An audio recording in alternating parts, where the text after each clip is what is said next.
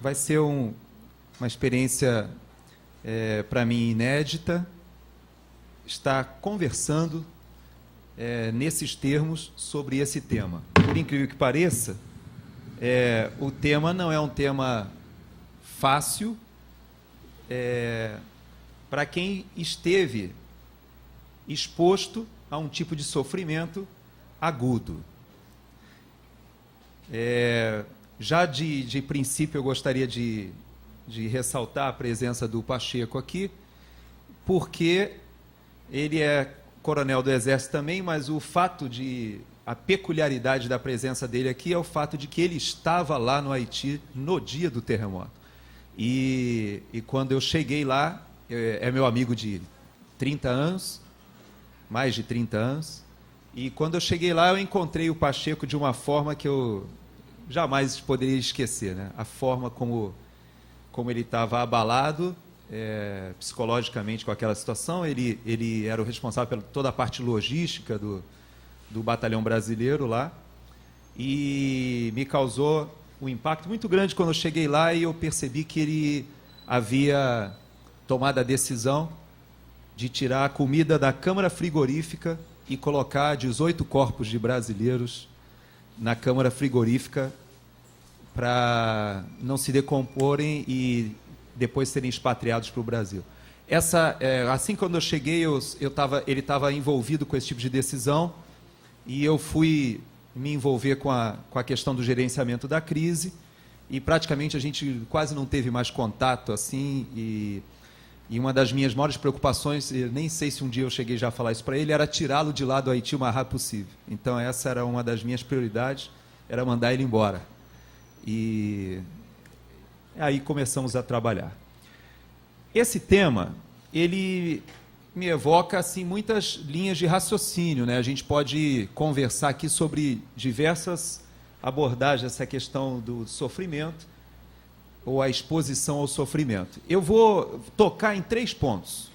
Esses 3 pontos, eles vão possibilitar o que tem de mais relevante e especial num evento como esse, que é o debate, as perguntas, né? É bacana quando a gente tem a oportunidade de conversar com 3 pessoas que vão levantar perspectivas diferentes, mas o que enriquece esses momentos, de fato, são as perguntas, que depois a gente vai conversando a respeito. Então eu vou levantar para vocês 3 vertentes, 3 caminhos, 3 possibilidades de conversa posterior ao que a gente vai introduzir aqui. A primeira é que a minha exposição ao sofrimento naquela proporção,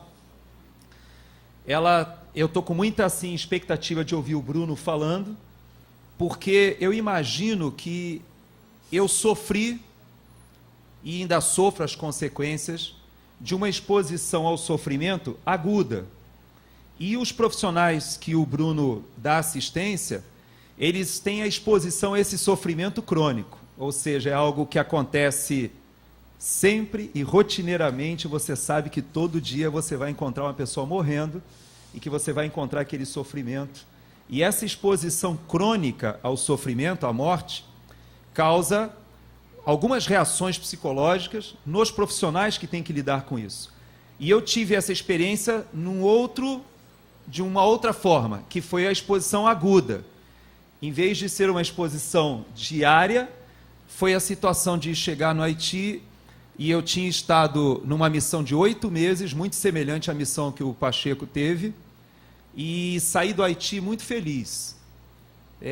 O Haiti estava começando a ficar bem organizado, e um dos sinais, para mim, de normalidade, era que a nossa escola de magistratura havia formado os primeiros juízes, os juizados estavam funcionando, as tropas brasileiras já não podiam mais fazer nenhuma ação policial sem a presença dos policiais haitianos, a gente já percebia um Estado de direito estabelecido, e um dos indicadores era que havia sinais de trânsito funcionando no Haiti. Era uma coisa impressionante. Para a gente que estava lá, você ia num sinal e tinha um semáforo funcionando, que acendia e apagava, e os veículos respeitavam aquilo. Para mim, aquilo foi um impacto quando eu saí de lá,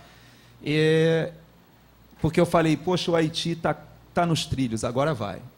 E para minha tristeza. Poucos meses depois, eu fui chamado emergencialmente para retornar, porque o auxiliar, o assistente do chefe da missão militar, a parte militar, que a gente chama de Force Commander, ele havia falecido no terremoto e era um amigo meu de colégio militar. A gente foi criado juntos, brincando aqui na Tijuca. E as filhas, amigas das minhas filhas, ele morreu no terremoto e eu fui chamado às pressas para ir lá para estar no lugar dele ali trabalhando. O primeiro aspecto, então, que eu queria dizer para vocês e que fomentaria algum tipo de conversa é a consequência de você estar sendo exposto a um desastre natural em que 200 e poucas mil pessoas morrem em poucos segundos. Então, eu poderia colocar imagens, eu não quis colocar. Na verdade, eu tive o primeiro contato com as imagens durante a semana, hoje, para me preparar para cá, e não me senti bem vendo aquelas imagens de novo, não pelo fato das imagens em si, mas pelo fato de que, até hoje, toda vez que alguém me convidava para falar sobre Haiti, eu recusava, porque eu me sentia, de alguma forma, fazendo uso do sofrimento das pessoas, e isso me causava muito mal. E quando eu vi aquelas imagens, daqueles corpos amontoados, eu me lembrei de que quando eu cheguei no Haiti, eu rapidamente cheguei no aeroporto, fui na base, eu nem me lembro se eu fiquei no quarto do Pacheco, nem me lembro, mas eu sei que eu peguei um quarto qualquer, joguei minhas coisas lá, e peguei um armamento, que lá a gente tem que andar armado o tempo todo, e rapidamente fui para a base logística, e quando eu cheguei lá, era um caos, a situação era caótica realmente, mas de cara o que me chamou a atenção foi o fato de que a gente não conseguia andar nas ruas sem máscara, porque o terremoto havia acontecido na terça-feira, e eu estava chegando lá de sexta para sábado, e havia milhares de pessoas mortas nos escombros. E havia milhares de pessoas mortas não sepultadas. Quando eu cheguei no Haiti, a primeira participação minha foi de uma reunião. Eu cheguei numa reunião, e nessa reunião o general Force Commander estava bastante exaltado. Eu percebi que ele estava emocionalmente bastante abalado, ele estava 3 dias sem dormir, comendo só ração. E me chamou a atenção que ele botou o dedo na cara de um funcionário, de um ministro haitiano, e falou para ele de uma forma muito ríspida, ele falando: se você não tomar a decisão até amanhã, eu vou tomar essa decisão. E eu não entendi o porquê que ele estava sendo... Eu conheço bastante o general, e ele sendo tão ríspido assim. Depois que eu tive a oportunidade de tirá-lo dali, eu entendi. Ele falou para aquele ministro: o presidente estava em choque, ele não conseguia tomar nenhuma decisão, e aquele ministro, o general tinha dito para ele que se ele até o dia seguinte não tomasse uma decisão, o general ia tomar. Que decisão era essa? Era onde enterrar os corpos. Porque as autoridades haitianas ficaram em choque. Ninguém conseguia tomar a decisão aonde colocar os corpos. E realmente aconteceu. No dia seguinte, nós tomamos uma decisão junto com o pessoal da Cruz Vermelha, seguimos o protocolo deles, colocamos as máquinas de engenharia para cavar algumas fossas coletivas, fotografávamos os rostos, numerávamos a fotografia, colocava a numeração no saco, e em cada cova daquela a gente colocava de 50 a 80 corpos e publicávamos num site para que as pessoas pudessem saber que naquela georreferenciamento, naquele buraco, havia os corpos de número tal a número tal, e pela fotografia do corpo, talvez, eventualmente, alguém um dia soubesse quem estava enterrado ali. Foi nesse contexto que eu cheguei, e o gerenciamento de crise foi muito complexo, muito complexo. Eu não posso rapidamente aqui tentar explicar, mas muito difícil. E a primeira vertente que eu queria deixar de desafio para vocês é que vocês pudessem depois, quem quisesse conversar sobre isso, falar sobre os efeitos da exposição a um sofrimento dessa proporção. Não existe a possibilidade de uma pessoa conviver ou estar num ambiente como esse vendo aquelas pessoas como seres humanos, como indivíduos. E rapidamente eu cheguei lá e me transformei numa máquina. Me transformei num profissional sem sentimento. E isso até hoje tem consequências bastante relevantes na minha vida, mas o fato é que eu tomei muitas decisões, tive que fazer uma série de ações nas quais aquele povo que, alguns meses antes, eu saía do Haiti deixando vários amigos e várias pessoas que eu sabia o nome, que eu sabia o endereço e que eu identificava como pessoas e não como um povo. Nos momentos em que eu trabalhei ali, a primeira consequência foi que para mim eram números. E não eram mais pessoas, não eram mais seres humanos. E dessa forma, para que vocês tenham uma ideia, o meu primeiro dia de folga foi com 3 meses. Eu fiquei 3 meses trabalhando de 17 a 18 horas por dia. Todos os dias eram quarta-feira. 3 meses. Quarta-feira, porque a gente olhava assim, não tinha sábado e domingo nem para trás, nem para frente. Então a gente dizia que todo dia era quarta-feira. Trabalhando 17, 18 horas por dia. Então, eu me transformei numa máquina naquele período. Segunda vertente que eu deixo o desafio para vocês, para que se a gente quiser conversar depois, é o aspecto de que eu não era só um coronel, eu não era só um militar. Eu já milito na igreja como cristão há muito tempo. E sou um presbítero da igreja presbiteriana. E na minha primeira missão no Haiti, nós nos envolvemos com ajuda humanitária, no orfanato, etc. Mas essa segunda missão, no âmbito do terremoto, foi completamente diferente para mim. Mas um dos aspectos que me chocou profundamente, e que eu deixo aqui à consideração de vocês, para se a gente quiser conversar depois, é que todo e qualquer militante, seja militante da causa ecológica, militante de alguma proposta social, ou algum militante político, ou nós, como militantes cristãos, militantes religiosos, nós temos uma tendência de achar que nós temos o monopólio da virtude.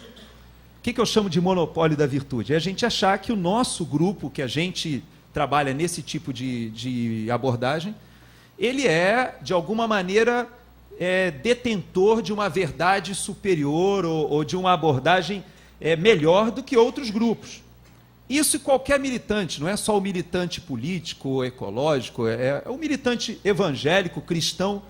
E quando eu cheguei no Haiti, me chocou, e eu deixo a consideração de vocês depois, se a gente quiser aprofundar, o fato de que eu tive contato com gente do mundo inteiro. E tive contato com gente das mais diversas religiões e das mais diversas orientações filosóficas. E, no entanto, essas pessoas se mobilizaram do mundo todo para irem para o Haiti respondendo ao sofrimento daquela população. E isso me deixou bastante abalado. Até hoje, vários dos meus dogmas foram mexidos quando eu encontrei pessoas que não esposavam a minha fé cristã, não tinham a minha perspectiva ou o meu marco filosófico judaico-cristão, não encarava a ação de misericórdia dentro desse marco que eu havia sido acostumado. E, no entanto, essas pessoas deixavam as suas casas nos mais diferentes lugares do mundo e se davam por ações de misericórdia por causa daquele sofrimento. 2 eventos mudaram o mundo radicalmente nesse assunto. O tsunami de 2004, em dezembro, e depois o terremoto do Haiti. O próximo evento que aconteça dessas proporções no mundo, com certeza vai ser já um desdobramento de tsunami de 2004 e terremoto do Haiti. Por quê? Porque nós já tínhamos tido terremotos. Houve um terremoto em São Francisco que destruiu a cidade inteira em 1906, se eu não me engano. O terremoto de Tóquio, 1920 e pouco.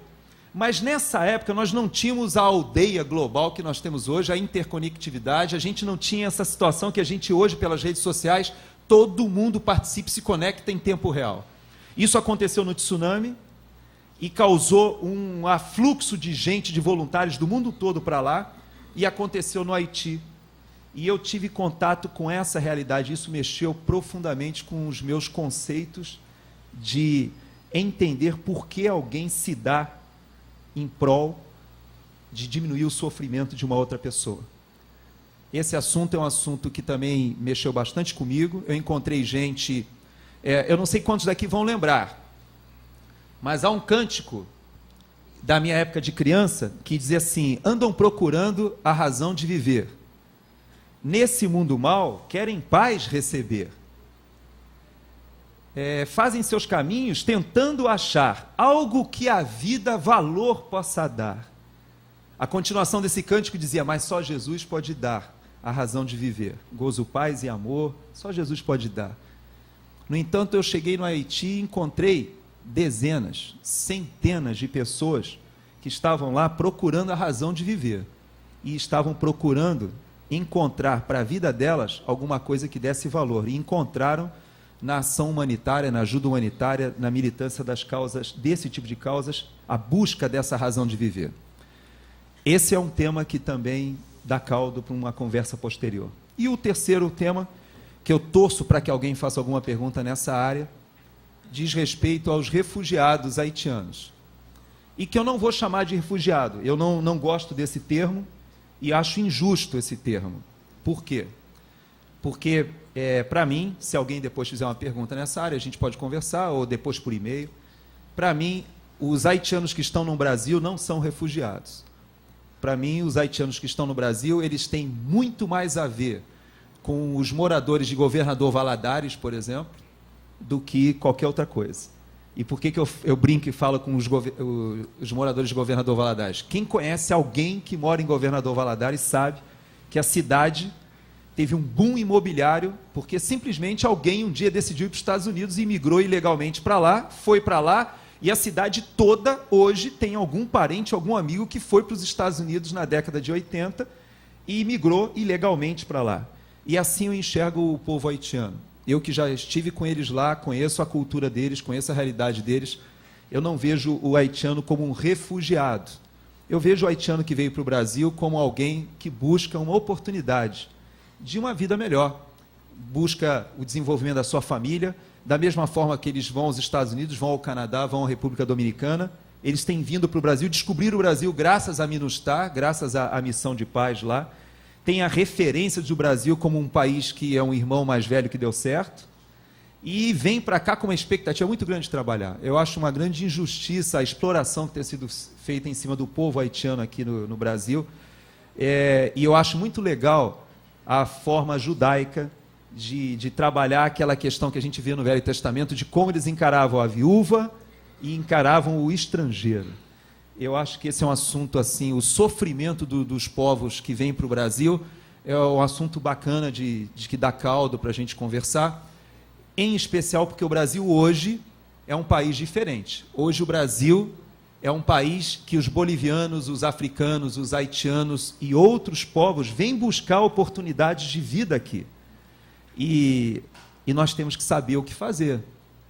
E eu tenho uma expectativa muito grande que a igreja consiga se sensibilizar para esse tipo de sofrimento também. Então, são as 3 vertentes que eu queria compartilhar com vocês, que eu acho que eu tenho possibilidade de contribuir de alguma forma no bate-papo, seja a exposição ao sofrimento agudo de uma catástrofe de grandes proporções, seja o fato de encontrar gente do mundo todo, de culturas mais diferentes possíveis, agindo e reagindo ao sofrimento humano fora do nosso marco filosófico judaico-cristão. E o terceiro ponto é como lidar com os povos que vêm buscar no Brasil a oportunidade de uma vida diferente, uma vida melhor. Como é que a gente assume esse papel que antigamente era só da Europa, do pessoal da África subindo para a Europa, ou dos Estados Unidos, ou dos países desenvolvidos que estavam recebendo imigrantes. Essa é a contribuição que eu queria dar.